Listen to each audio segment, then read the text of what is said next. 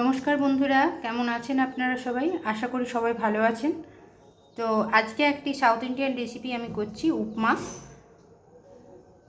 তো উপমার জন্য লাগছে এখানে সুজিটাকে আমি একটু শুকনো কড়াই নেড়ে নিয়েছি।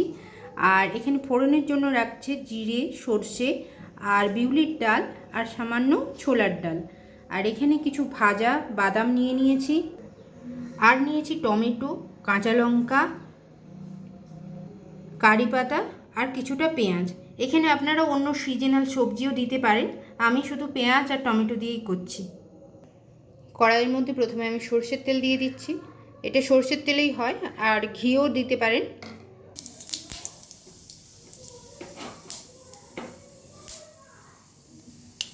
দিয়ে দিচ্ছি সরষে, আর সঙ্গে দিয়ে দিচ্ছি অড়হর ডাল আর ছোলার ডাল। অড়হর ডাল না, বিউলির ডাল আর ছোলার ডাল। এবারে ফোড়নগুলোকে ভালো করে ভেজে নেব। এবারে দিয়ে দিচ্ছি কারি পাতাটা একটু ভেজে নিয়ে দিয়ে দেব কেটে রাখা পেঁয়াজগুলো আমি এইভাবে ছোট ছোট করে কেটেছি, ডুমো ডুমো করে। পেঁয়াজগুলো একটু হালকা নাড়াচাড়া করে নিয়েছি, পেঁয়াজ লাল হবে না। এর মধ্যে এবার দিয়ে দেব কাঁচা লঙ্কা কুচি আর কেটে রাখা টমেটোর যে নরম অংশটা থাকে সেটা দেবেন না, তাহলে খুব একটা খেতে ভালো লাগে না। এই শক্ত দিকের অংশটা দেবেন। আবার একটু নাড়াচাড়া করে নেব। টমেটোটা একটু নরম হতে দেব, একদম পুরোপুরি গলে যেতে দেব না। টমেটোটা হালকা নরম হয়েছে, দিয়ে দিচ্ছি পরিমাণ মতো নুন। আবার একটু হালকা হাতে নাড়াচাড়া করে নেব। দেখুন টমেটোটা নরম হয়ে এসছে।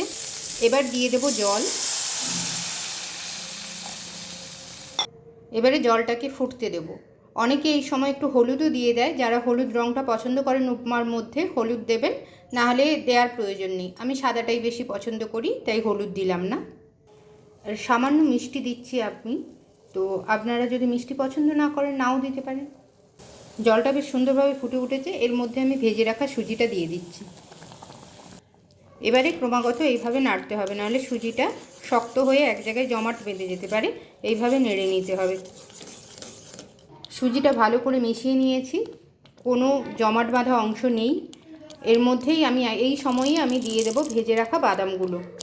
এবার ভালো করে মিশিয়ে নেব, আর একটু নাড়াচাড়া করতে থাকতে হবে, নাহলে নিচের দিকে বসে যাওয়ার একটা সম্ভাবনা থাকে। উপমাটা যখন ঠিক এই রকমভাবে থিকনেস আসবে, তখন এর মধ্যে আমি সামান্য ঘি দিয়ে দিলাম এবং মিশিয়ে নেব, যাতে ঘিয়ের স্মেলটাও উপমার মধ্যে খুব ভালোভাবে থাকে। এই দেখুন সুজিটা সমস্ত জল টেনে নিয়েছে, এই রকম থিকনেস আসবে। এখন আমি বন্ধ করে দেব। আমার উপমা রেডি। এবার নামিয়ে নেওয়া এবং সার্ভ করার পালা। এই দেখুন উপমা নামিয়ে নিয়েছি এবং সার্ভিং বলে নিয়ে নিয়েছি। তো এটি সকালের পক্ষে একটি হেভি এবং পুষ্টিকর একটি টিফিন। তো এইভাবে একবার বাড়িতে উপমা বানাবেন আর জানাবেন কেমন লাগলো আপনাদের। তো সবাইকে নবরাত্রির শুভেচ্ছা জানিয়ে আজকের ভিডিও শেষ করছি। নমস্কার।